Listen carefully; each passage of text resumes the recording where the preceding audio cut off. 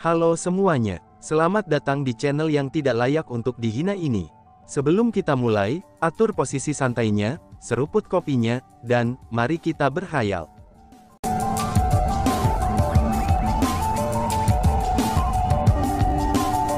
Melanjutkan cerita sebelumnya, kemungkinannya, bukan hanya si Ratu dan Chu Feng yang merasa pengenalan diri Jin Sibo menjadi konyol. Namun, tidak ada satu orang pun yang berani mengungkapkannya. Dan bahkan, banyak orang yang bahkan mengungkapkan ekspresi bersemangat penuh perhatian. Mereka sepertinya ingin mencari kesempatan untuk mencari teman dengan Jin Sibo, dan hal itu bisa dimengerti. Setelah semua, klan kerajaan Golden Stone adalah tuan dari alam atas. Itu adalah sebuah eksistensi yang bahkan tidak bisa dibandingkan dengan Tanah Suci Starfall, dan itu adalah raksasa di tingkat yang sama dengan Chu Heavenly Clan. Senang bertemu denganmu. Dihadapkan dengan Jin Sibo yang penuh perhatian dan penuh perhatian, Xia Yun juga membalas sapaan dengan sopan. Xia Yun adalah orang seperti itu. Bahkan jika dia tidak menyukai seseorang, dia tidak akan secara terbuka mengungkapkannya. Nona Xia, tempat ini terlalu pengap dan membosankan. Aku ingin mengajakmu jalan-jalan. Nona Xia, mungkinkah kamu bersedia? Jin Sibo berkata kepada Xia Yun dengan senyum yang bersinar di wajahnya, itu saat ia menyapu mata bejatnya ke arahnya. Berjalan-jalan, dari cara aku melihatnya, kamu mencoba mengambil keuntungan darinya bukan? Song Yunfei berkata dengan dingin. Sebagai anak suci Starfall Holy Land, Song Yunfei selalu menganggap Xia Yun sebagai tunangannya. Bagaimana mungkin dia bisa membiarkan seseorang mencoba mengencani tunangannya tepat di depannya? Kamu siapa? Aku tidak berbicara denganmu, mengapa kamu menyela? Jin Sibo menatap Song Yunfei dengan cara yang sangat tidak menyenangkan. Siapa aku ini tidaklah penting. Yang terpenting adalah, kamu sebaiknya menjaga jarak dari adik perempuanku. Kalau tidak, jangan salahkan aku karena tidak sopan terhadapmu. Saat Song Yunfei berbicara, ia mengungkapkan aura immortal sejati peringkat 8, dan mengirimkannya untuk menindas Jin Sibo. Kurang ajar. Tepat pada saat itu, tetua dari Golden Stone Royal Clan berteriak dengan marah. Kemudian dia melambaikan lengan bajunya, dan kekuatan penindas yang tak terbatas dikeluarkan dari tubuhnya. Kekuatan yang menindas itu sangat kuat. Pada saat penindasan itu dirilis, semua generasi muda yang hadir termasuk Chu Feng, merasa hati mereka mengencang. Itu adalah sensasi yang mirip dengan menghadapi neraka. Peringkat 8 Martial Immortal. Pada saat itu, Chu Feng sangat yakin bahwa tetua klan Golden Stone Royal itu adalah peringkat 8 Martial Immortal. Alasan untuk itu adalah, karena Chu Feng telah merasakan aura sekuat miliknya dari tetua agung Tanah Suci Starfall, tetua Tuoba. Peringkat 8 Martial Immortal secara alami akan sangat kuat. Seketika, ia membubarkan kekuatan Song Yunfei. Namun, dia tidak menyerah begitu saja. Penindasannya yang menakutkan ini terus bergerak ke arah Song Yunfei untuk menekannya. Dia sebenarnya melepaskan serangan ke arah Song Yunfei. Bas-bas. Namun, kekuatan yang menindas itu benar-benar dihentikan di depan Song Yunfei. Itu adalah, seru Chu Feng. Bahkan ekspresi Chu Feng sampai berubah. Dia merasakan kekuatan penindasan di peringkat 8 Martial Immortal lainnya. Justru kekuatan opresif itulah yang menghentikan kekuatan opresif tetua klan Royal Stone. Namun, tetua Xingyi dan pria tua berambut abu-abu Ghost Shake Hall itu tidak melakukan apa-apa. Ini berarti ada ahli lainnya. Bas-bas. Benar saja, ruang di depan Song Yunfei mulai mendistorsi. Dan kemudian, sosok yang sudah tua segera muncul. Orang itu adalah seorang wanita tua. Dia telah hidup setidaknya 10.000 tahun. Wajahnya dipenuhi keriput, dan kulitnya benar-benar menempel di tulangnya. Tidak ada jejak vitalitas dalam dirinya sama sekali. Sekilas, penampilannya itu agak menakutkan. Pakaian wanita tua itu mirip dengan pakaian tetua Tuoba. Chu Feng merasa bahwa dia kemungkinan besar adalah karakter tingkat tertinggi dari Tanah Suci Starfall. Kemungkinan besarnya dia adalah penjaga Song Yunfei, seperti halnya tetua Xingyi adalah penjaga Xia Yun. Sebagai orang dari generasi yang lebih tua, menyerang orang dari generasi yang lebih muda tidak cocok dengan sikapmu, ucap wanita tua itu yang tidak menjadi marah pada serangan itu. Tapi sebaliknya, dia berbicara dengan nada yang sangat tenang. Meskipun wanita tua itu tampak agak menakutkan karena berapa usianya, tapi temperamennya tampak sangat lembut. Paling tidak, dia mengungkapkan temperamen yang sangat lembut pada saat itu. Meskipun seseorang telah menyerang orang yang dijaganya, tapi dia tidak menjadi marah. Tempat ini adalah wilayah Ghost Sect Hall kami. Perkelahian sangatlah dilarang. Jika ada yang bertarung di sini, jangan salahkan aula sekte hantu kami karena tidak menyambut mereka dengan baik, kata pria beruban hantu sekte itu. Pada saat itu, tetua klan Goldenstone mendengus. Meskipun dia tidak menyerang lagi, tapi sikapnya telah mengungkapkan bahwa, dia tidak menempatkan wanita tua Starfall Holy Land dan pria tua berambut abu-abu Ghost Sect Hall di matanya. Tampaknya kamu adalah putra suci Starfall Holy Land. Dilihat dari berbagai hal, kamu sepertinya ahli dalam perjudian batu, ucap Jin Sibo. Jin Sibo melihat ke bagian raksasa batu marsial abadi di samping Song Yunfei. Kamu benar, aku memang sangat mahir dalam perjudian batu. Lalu kenapa? Song Yunfei berbicara dengan sikap yang sangat angkuh. Itu sempurna. Kebetulan sekali aku tahu sedikit tentang batu judi. Bagaimana kalau kamu dan aku bertaruh satu sama lain? Aku mewakili Goldenstone Upper Realm kami, dan kamu mewakili Great Upper Chiliocosm Realm kamu. Tanya Jin Sibo. Hahaha, mendengar kata-kata itu, Song Yunfei tertawa. Dalam hal perjudian batu, Song Yunfei tidak pernah takut pada siapapun. Dengan demikian, ia berbicara dengan jujur. Jika kamu mau, itu tentu saja bukan masalah. Hanya saja, taruhan-taruhannya harus agak besar, ucap Song Yunfei. Seberapa besar? Tanya Jin Sibo. Sebelumnya, aku sedang bertaruh dengannya. Mari kita jadikan taruhan yang sama, 100.000 Immortal Martial Stone untuk setiap taruhan, jawab Song Yunfei sambil menunjuk ke arah Chu Feng. Tampaknya kamu menang melawannya, tanya Jin Sibo. Tentu saja, kata Song Yunfei. Mendengar kata-kata itu, Jin Sibo melirik Chu Feng, dan Jin Sibo memandang rendah Song Yunfei. Setelah mendengar bahwa Chu Feng kalah dari Song Yunfei, Jin Sibo merasa bahwa Chu Feng lebih rendah daripada Song Yunfei. Baiklah, 100.000 Immortal Martial Stone sekali judi akan dilakukan. Namun, tidak boleh ada batasan pada batu kristal hitam yang bisa dipilih, kata Jin Sibo. Tentu saja, kata Song Yunfei. Mari kita mulai, ucap Jin Sibo. Setelah Jin Sibo mengucapkan kata-kata itu, Song Yunfei mendengus pelan, dan mulai mencari batu kristal hitam yang sesuai dengan kesukaannya. Namun, Jin Sibo terus berdiri di sana bahkan tanpa bergerak. Sebaliknya, dia malah menoleh ke arah Xia Yun. Tampaknya kakak laki-lakimu tertarik pada kamu. Namun Nona Xia, maafkan aku karena berbicara terus terang. Aku khawatir, tidak ada seorang pun di dalam generasi kita di alam atas Chiliocosm besar yang dapat menandingi kamu. Namun, aku ini berbeda, ucap Jin Sibo. Oh, apa yang berbeda tentang Tuan Muda Jinsi? Tanya Xia Yun. Aku mampu mencocokkanmu, kata Jin Sibo. Mendengar kata-kata itu, Xia Yun tersenyum ringan. Dia tidak mengatakan apa-apa lagi. Adapun Jin Sibo, dia tertawa bangga. Tampaknya, baginya dapat mengambil kebebasan seperti itu dengan Xia Yun sangatlah memuaskan. Dalam sekejap mata, Song Yunfei membuat pilihannya. Ketika dia melihat bahwa Jin Sibo masih berdiri di sana dan menggoda adik perempuan juniornya, Song Yunfei segera menjadi tidak senang dan berkata, apakah kamu akan memilih atau tidak? Majelis lelang besar akan segera dimulai. Jangan buang-buang waktu semua orang, ucap Song Yunfei. Yakinlah, aku tidak akan membuang-buang waktumu, kata Jin Sibo. Kemudian, dia menunjuk ke arah batu kristal hitam dan berkata, yang itu akan berhasil, ucap Jin Sibo. Setelah Jin Sibo membuat gerakan itu, ekspresi orang-orang yang hadir semuanya berubah. Alasan untuk itu adalah, karena batu kristal hitam yang telah dipilih dengan cermat oleh Song Yunfei, itu hanya berharga 80.000 Immortal Martial Stone. Namun, batu kristal hitam yang dipilih Jin Sibo dengan harga 200.000 batu marsial abadi. Itu 2 kali lipat jumlah taruhan judi mereka. Melihat ini, Song Yunfei mulai mengerutkan keningnya. Kualitas batu kristal hitam di sini agak terjamin. Praktis, tidak satu pun dari mereka yang tidak berharga. Batu kristal hitam yang dipilih Jin Sibo adalah lebih dari 2 kali lipat dari harganya. Terlebih lagi, dapat dilihat dengan satu pandangan bahwa batu kristal hitam itu juga berkualitas baik. Dengan hal ini, Song Yunfei merasa bahwa dia kemungkinan akan kalah.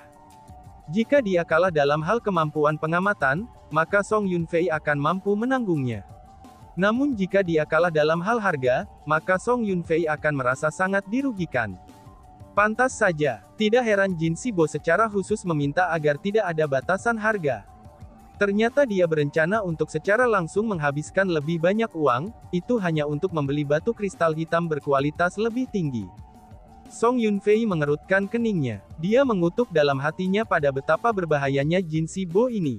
Dia membuat resolusi bahwa, dia pasti tidak akan ceroboh lagi.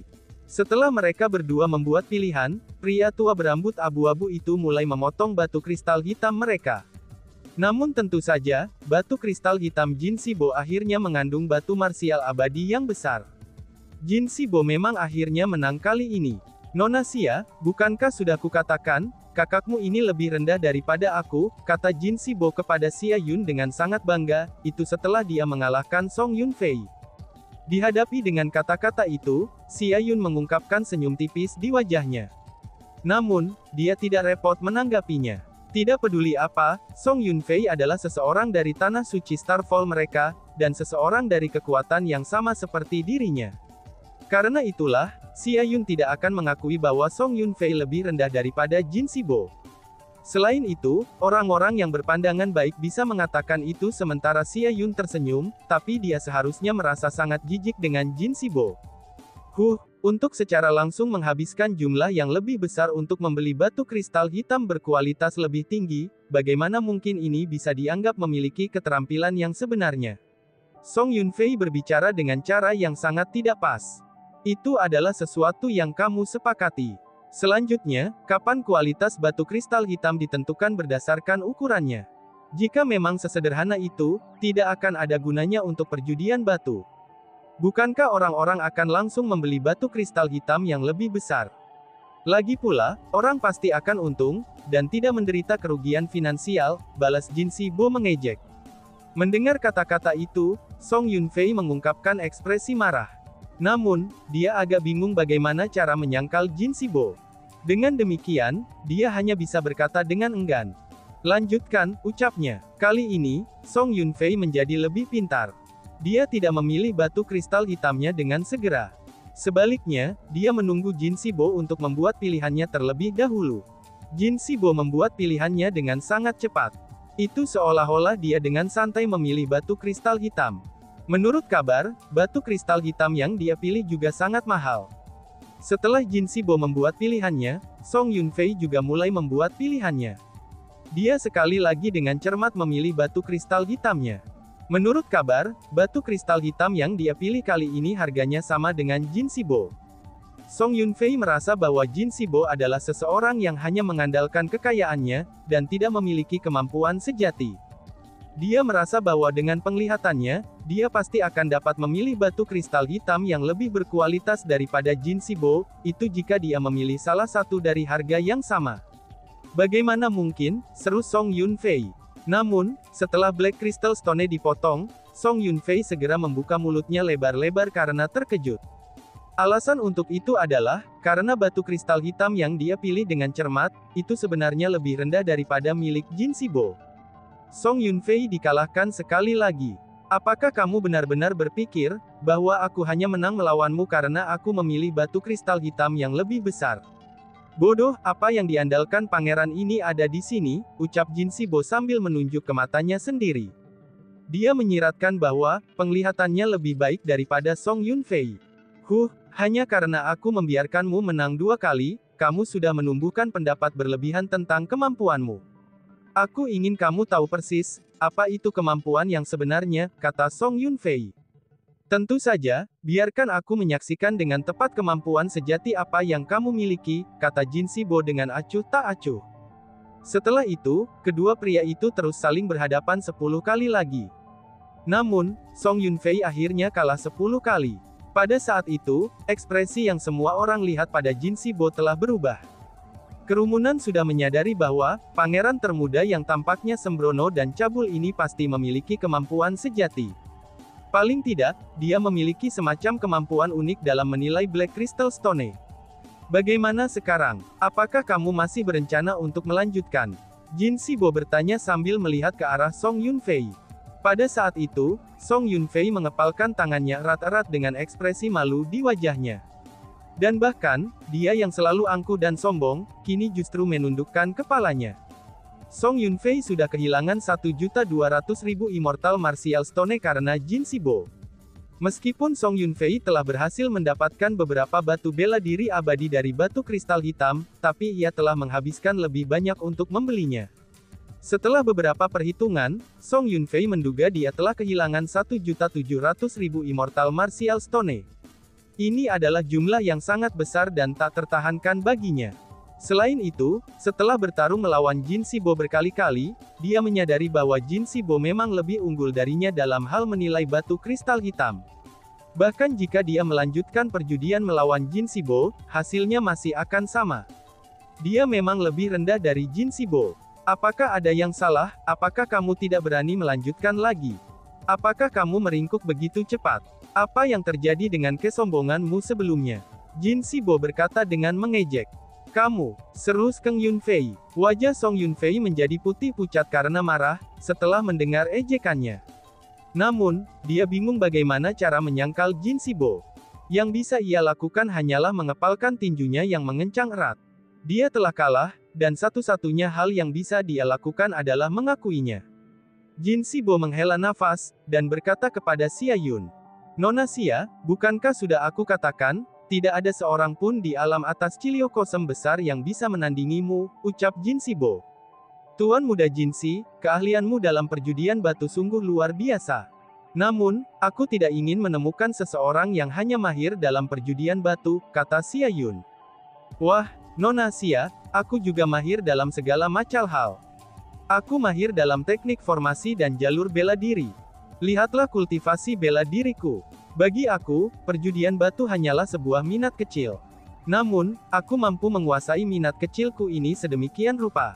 Bukankah ini menggambarkan betapa berbakatnya aku? Jin Sibo mulai menyombongkan diri.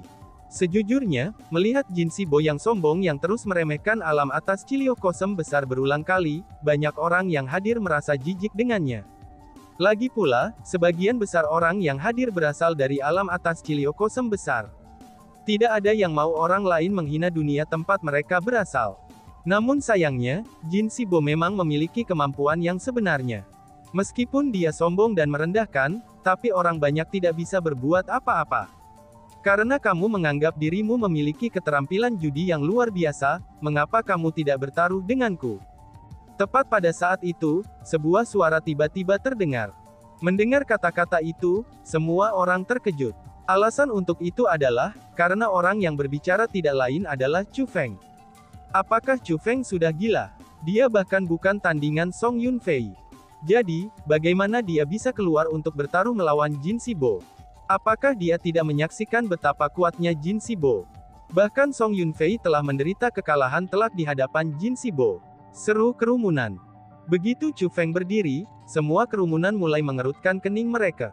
Mereka semua tidak dapat memahami apa yang dipikirkan Chu Feng. Jin Sibo memandang Chu Feng dengan jijik, dan berkata dengan mengejek. Kamu, bukankah kamu dikalahkan oleh Song Yunfei? Kamu bahkan gagal menang melawannya, namun kamu ingin bertaruh denganku. Ucap Jin Sibo. Sebelum Chu Feng bisa mengatakan apa-apa, Song Yunfei menggelengkan kepalanya pada Chu Feng dan berkata. Chu Feng, kamu harus melupakannya. Dengan sedikit kemampuanmu itu, yang terbaik adalah tidak menunjukkan dirimu, ucap Song Yunfei. Song Yunfei, hanya karena kamu tidak bisa menang melawannya, bukan berarti aku juga tidak akan bisa menang melawannya, kata Chu Feng. Chu Feng, aku hanya menyarankan kamu, karena aku tidak ingin kamu kalah sia-sia. Jangan menjadi seseorang yang tidak bisa mengenali niat baik orang lain. Kamu bahkan gagal menang melawanku, namun kamu ingin menang melawannya. Apakah kamu delusi atau apa? Balas Song Yunfei. Melihat bahwa Chu Feng tidak menghargai kebaikannya, Song Yunfei segera berubah menjadi bermusuhan, dan mulai mengejek Chu Feng tanpa henti. Siapa bilang aku kalah darimu? Pertaruhan kami belum berakhir. Aku akan merawatnya terlebih dahulu, dan kemudian kembali untuk melanjutkan pertaruhan kami, kata Chu Feng kepada Song Yunfei. Sombong. Baiklah, aku akan menunggumu. Namun, yang terbaik adalah kamu mempertahankan modalmu. Jangan kalah sampai kamu tidak punya apa-apa lagi, ucap Song Yunfei mengejek. Yakinlah, aku pasti tidak akan kalah dengan memalukan sepertimu, kata Chu Feng. Dan tiba-tiba saja bersambung. Sekian dan terima kasih banyak. Bye-bye.